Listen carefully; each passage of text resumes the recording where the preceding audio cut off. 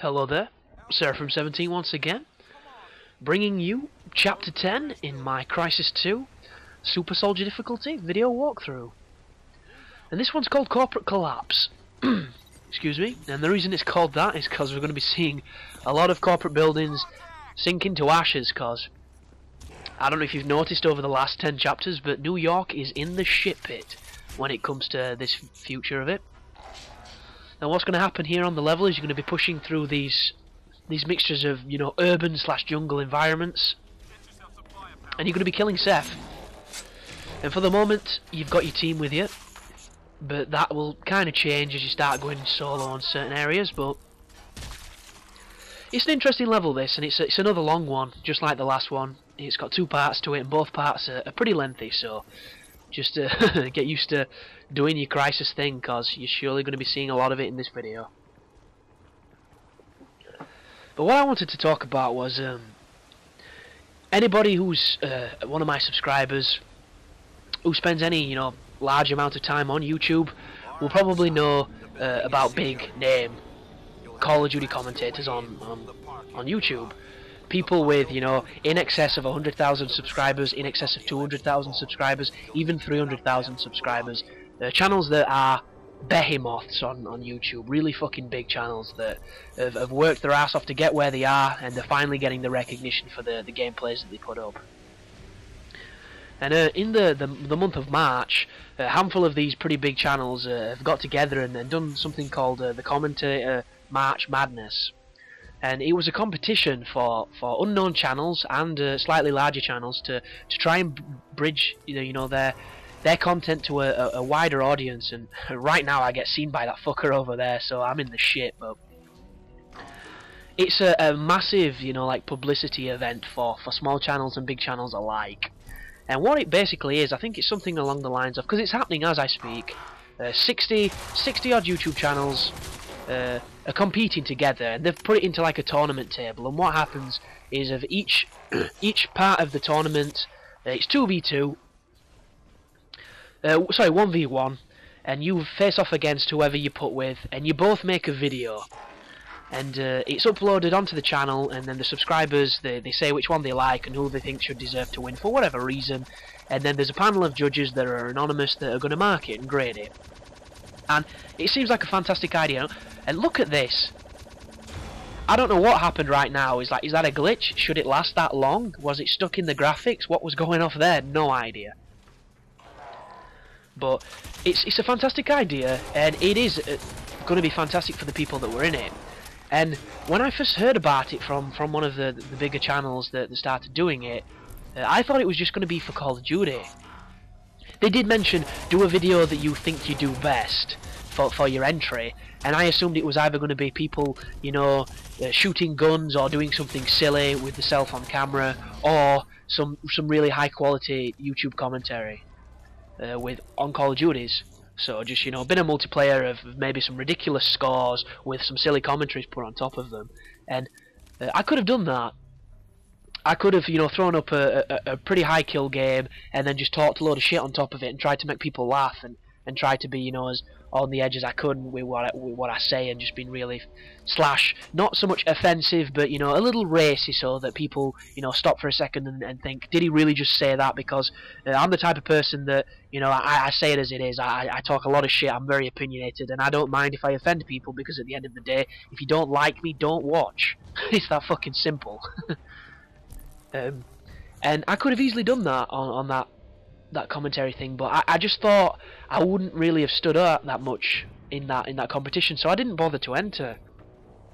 And I watched one of the first entries the other day that's gone up on one of those big channels, and it's a dude commentating over some single player stuff, and my heart kind of sank, because I honestly didn't realise that you would have been able to do that, because that to me is my fucking bread and butter. Making guides is what I enjoy the most. The commentaries are a quick and easy fix to get content up on the site, because a lot of people like that stuff and they are fun to make. But I like single players. I've been a single player gamer all my life. It's what I like to do. The multiplayer to me is just an added incentive. It's just an extra. And I know people get completely obsessed with multiplayers, but that isn't me. I'm the guy that gets obsessed with the single player, because that's just how I'm built. and I didn't realise that you could have done that. And I feel like I've missed maybe a bit of an opportunity, because I'm not egocentric enough to think that I would have definitely got on there and definitely qualified to be in the competition.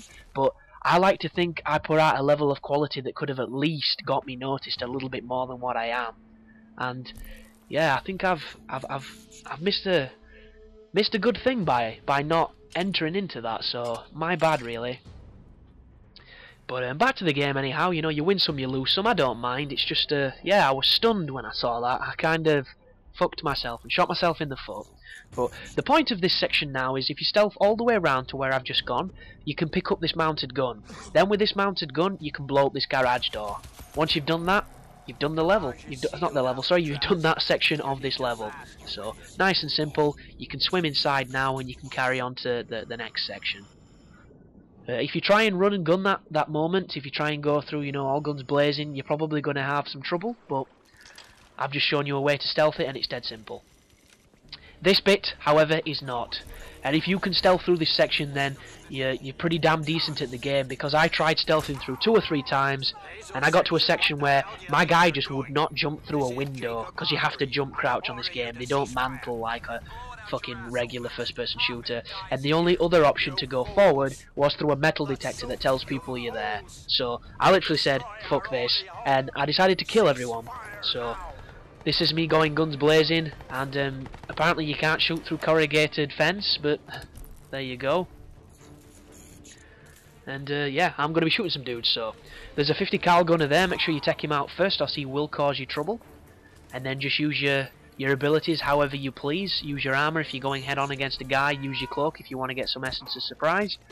And there is a few dudes here, so you're going to be shooting for quite some time. And what we're doing here is we're breaking into a building so that we can use a nanosuit upgrade.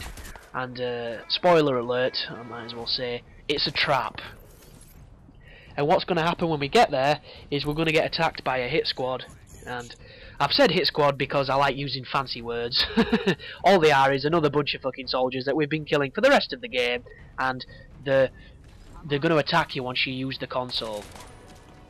And it isn't difficult, because you can use a really, really cheeky strategy that I figured out almost immediately, and it points out a hole in the AI design. And the only difference between the enemies is they're packing better guns. I think a few of them have got rocket launchers or grenade launchers, but that aside, it's nothing more than what you've been doing so far. And you'll notice I'm just going to town on these fools with a light machine gun and my armor combo, because it's the best way to kill people. It will murder anything. And this is all about just moving forward, eking out and killing dudes. There's nothing more, you know. There's no way to romanticize what I'm doing. This is me just full on shooting. There's a grenade. And what is that? I don't even know what happened then. I even turned around, as you just saw, thinking some dude were behind me and they punched me, but apparently my grenade impacted me through like maybe 6 inches of concrete and past a car. So I thought that was kind of funny. And it just goes to show the look I get when I'm recording my guides. I find all the glitches, I have all the problems and all the ridiculous hitches when I'm recording. I never get them when I'm not recording. It's unbelievable. But this moment here, there's a couple of guys stacked up in that office area, and there's a couple of guys to your left, but once you've cleaned them up you should be okay. And if you run over here, there's a nice cache that'll let you refill your grenades if you used them, and there's also a grenade launcher if you want to pick that up.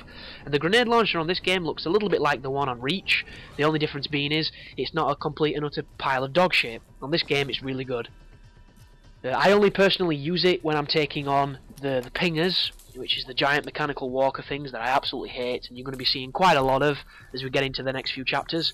But this is the room that I couldn't stealth past, because you see that window where they're stood? I couldn't jump through it. He just wouldn't let me do it, so I just decided not to do it. But when you come in here, there's a couple more guys left, and you can start stealthing once you go past here, because there's only a couple of dudes, and they're pretty dumb. There we go, punch him. Blind fire! Blind fire. Look at that for accuracy. Just took the bitch down. And on the other side of this corridor, there's a couple of guys stacked up there. There's also a 50 cal gunner. And I was waiting for him to line up so I could get the double headshot, but I messed it up, so he's still alive. And look at that.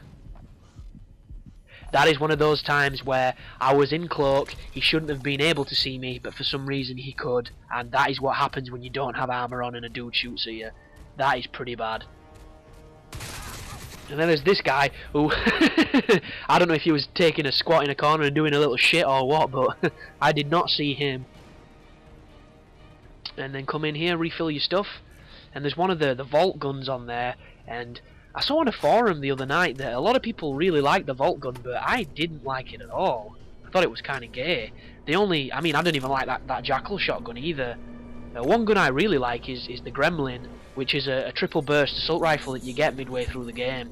And it's a bit of a shame that you get it so late, because it's one of those guns that I would really like to use, because I don't know what it is, but I like triple burst weapons. I always have. I was an M16 guy in Call of Duty 4. In Modern Warfare 2 I liked the FAMAS, and you know, Black Ops the M16 kinda sucks dick, so it's generally 2 to 3 bursts to kill a dude, and that really pisses me off. But watch this. Oh no, sorry, next video. My apologies. Thanks for watching, you take care.